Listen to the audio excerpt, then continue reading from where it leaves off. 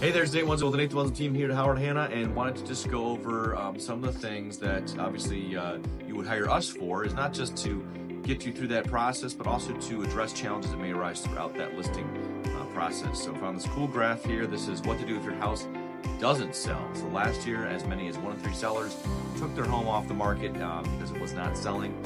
If this happened to you, you don't need to be embarrassed. Here are the answers that you need to give you. So number one, common reason for the house reason why it didn't sell, it was priced too high. Buyers are already feeling pinched. So let's skip over your house if it's overpriced.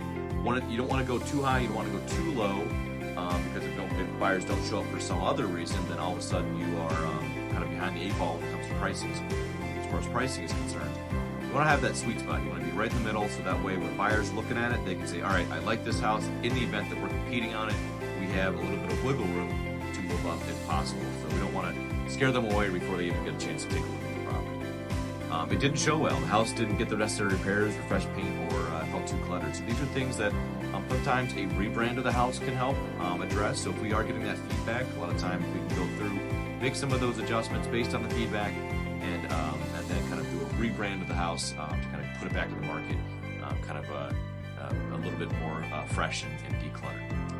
And if it didn't get the right exposure, so limiting times and days, limiting showings. You want to get as many people in the house as you can. You want to cast as wide of a net as you can to get all the buyers' eyeballs on it. That's something we do really well here. We are putting it strategically on social media. We're not just dumping a bunch of, we're not just putting a bunch of posts on just for the sake of it. We're scheduling those posts out so that we're getting a lot of exposure, in addition to all the other great things we do to get exposure on the house. So limiting those dates and times can definitely hurt it.